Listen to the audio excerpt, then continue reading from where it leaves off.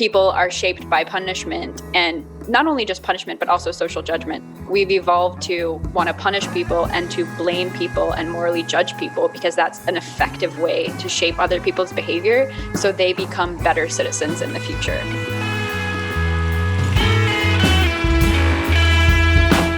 Hey, humans! Welcome to another episode of Demystifying Science. Today, we're going to talk about the history of right and wrong. How do you know what to do in the world? Did your parents tell you? Was it your church? Was it the TV? The radio? How do you know they gave you good advice? It might not look like it on the surface. Most of the problems in the human world today seem to be all about how to tell the difference between wrong and right. But most people don't spend a ton of time trying to figure out if their definitions of those words even make sense. Environmentalism, equality, gun laws, lockdowns, these are all areas where people are interested in doing the right things, but they end up with very different ideas of what that looks like. Disagreements about how to evaluate good choices from bad choices in these domains, and the tendency to demonize those who disagree with you, create a society that's more about mutual suspicion than it is about mutual trust, which leads to political gridlock and paralyzing social polarization. But what if it were possible to see through all the disagreement and to realize that most people want to be good? They just have slightly different definitions for what that means. Morality, the distinction between good and bad actions, appears to be a really ancient struggle on planet Earth, one that might even be older than humankind itself. These days, Earthling scientists are starting to find out that other animals, especially those that live in packs, behave in ways that suggest morality is far more universal than anyone ever thought. Lab researchers have found that monkeys prefer to share their treats, but only if they know for sure that what they share goes to another monkey. Rats will stop to help their trapped rodent pals before going for the big bar of chocolate. But it's not all cuddles and fuzz in the animal world. Just as there appear to be patterns of moral behavior, justice also makes an appearance.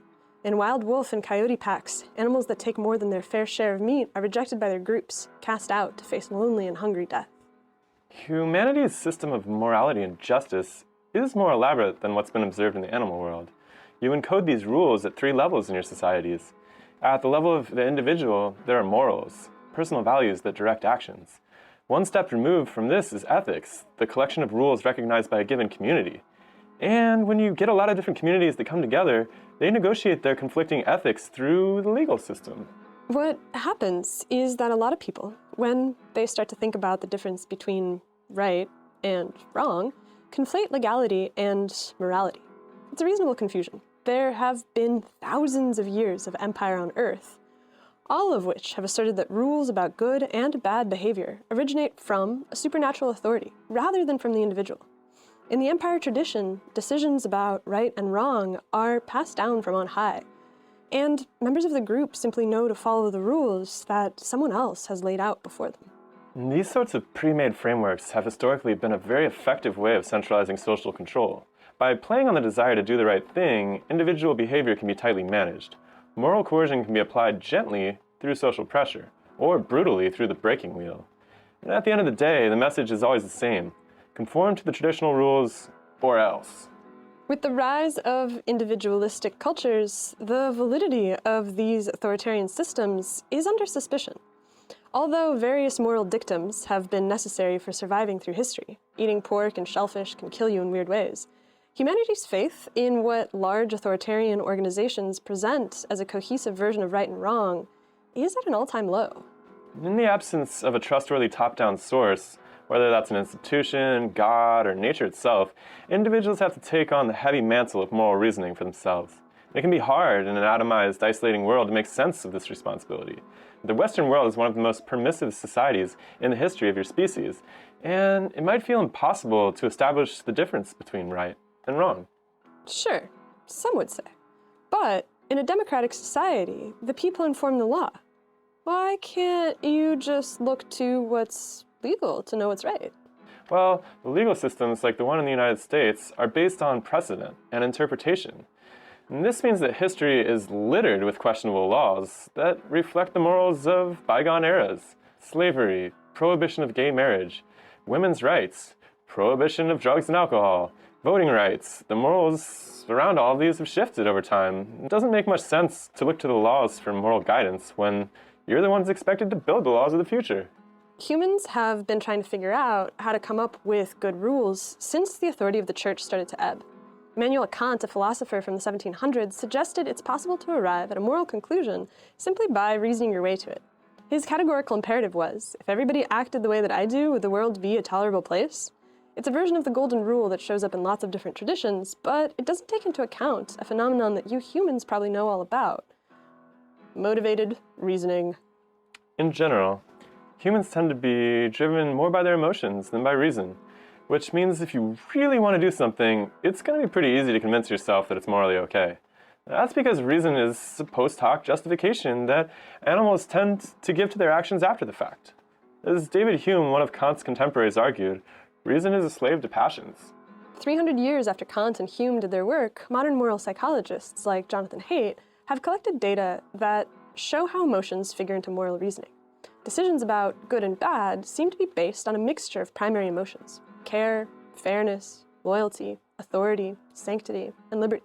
This makes sense with the way that the brain is laid out, where the most basic survival processes are buried deep in the brainstem, and sophisticated analytic structures like the cortex appear on the top and at the end of the signal chain. Cultural justifications are thus created for many of the worst actions throughout human history: genocide, torture, animal cruelty.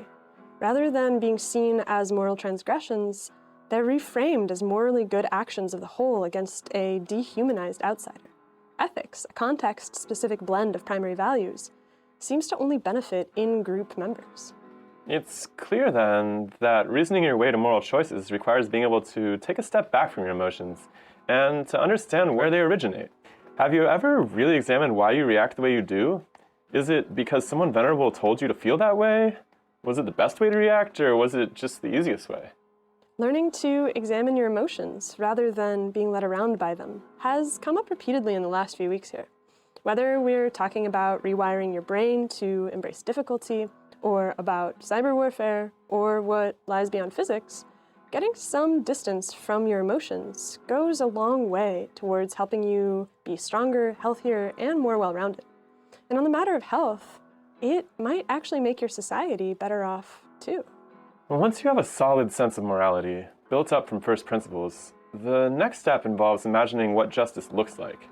When someone transgresses against a shared moral code, there's a real need for reckoning, and if you're not careful, the animal impulse towards vengeance can take over, and you'll justify it by the desire to wall off chaos and keep contamination at bay. It gets to be even more complicated when you realize that the degree to which you want to punish someone comes down to your perspective about the fundamental workings of the world. Are you the kind of person who believes in ultimate free will? Or do you have a more deterministic worldview? If you're the former, it's likely that you'll support more severe punishment than the latter, which probably explains why the United States, a place with a nearly fanatical belief in the power of self-actualization, has the highest per capita incarceration rate in the entire world. The takeaway here is that the ethical and legal system in which you live right now isn't the best version of the world. It's just the latest, greatest adaptation in the aftermath of the church, the rise of reason in the nation, and the emergence of the individual. Heading into the future, what matters most is that each person create a robust moral framework that can withstand the pressure of big tech, authoritarianism, groupthink, and shifting cultural preferences. That's right. Examine your emotional responses frequently and with gusto. Are they justified or obsolete leftovers from someone else's long dead head? Let us know in the comments about how you wrestle with these ideas, and subscribe. That way, you'll be the first to see our weekly episodes. Every Monday at noon, we'll have a new conversation and one of these discussions of some subject important to humans. Yeah.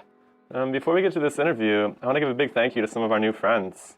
Humans on YouTube like Tesla's Apples, Rayjoy, and Angry DA Nerd. Folks on Twitter like Aberrante, Aranya Patona, and Isaac Yonemoto. Yeah. It was great to work out these ideas on Facebook last week with David London, Mark McCann, Seamus Mack, and Bruce Stiegel. If you're not already stirring the pot on our discussion group, please go there now. Yes. And get your hands on the mix. Do it. You all and so many others have really helped keep this spaceship warm while we're grinding out these investigations, and we love you so much. Very much. Enjoy the conversation that follows with moral psychologist Dr. Corey Clark at the University of Pennsylvania.